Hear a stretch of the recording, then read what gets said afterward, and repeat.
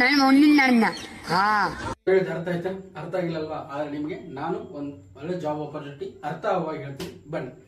So ಹೊರಗಿನಲ್ಲಿ hiring ಮಾಡ್ತಾ ಇದ್ರೆ multiple ರೋಲ್ಸ್ಗೆ. So ಒಂದು ಒಳ್ಳೆ ಅಪರ್ಚುನಿಟಿ ಸೇಲ್ಸ್ ಇರುತ್ತೆ, ಒಂದು ರಿಯಲ್ ಎಸ್ಟೇಟ್ ಬಿಸ್ನೆಸ್ ಒಂದು ಒಳ್ಳೆ ಅಪರ್ಚುನಿಟಿ. ಯಾಕೆ ನೀವು ಸೇಲ್ಸ್ ಅಲ್ಲಿ ಎಕ್ಸ್ಪೀರಿಯನ್ಸ್ ಆದಷ್ಟು ಬೇರೆ ಯಾವ್ದ್ರಲ್ಲಿ ಎಕ್ಸ್ಪೀರಿಯನ್ಸ್ ಆಗಲ್ಲ. ಅಷ್ಟೊಂದು ಅಪರ್ಚುನಿಟೀಸ್ ಇರ್ತವೆ ಸೇಲ್ಸ್ ಅಲ್ಲಿ. ಸ್ಯಾಲರಿ ಕೂಡ ಚೆನ್ನಾಗಿ ಇರುತ್ತೆ, ಇನ್ಸೆಂಟಿವ್ ಜಾಸ್ತಿ ಇರುತ್ತೆ.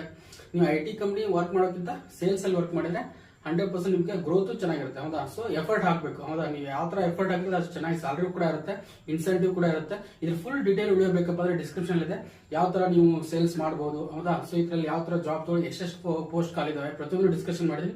ಯಾರಿಗೆ ಜಾಬ್ ನೀಡಿದಲ್ಲ ಅವ್ರಿಗೆ ಶೇರ್ ಮಾಡಿ. 10th PUC ಡಿಗ್ರಿ ಮೂರದ್ರ ಮೇಲೂ ಪೋಸ್ಟ್ ಕಾಲ್ ಮಾಡ್ತಿದ್ದಾರೆ.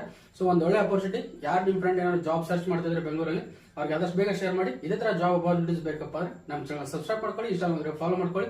ನಿಮ್ ಸಲುವಾಗಿ ಇದೇ ತರ ಒಳ್ಳೆ ಜಾಬ್ ಅಪರ್ಚುನಿಟೀಸ್ ತರ್ತಾರೆ.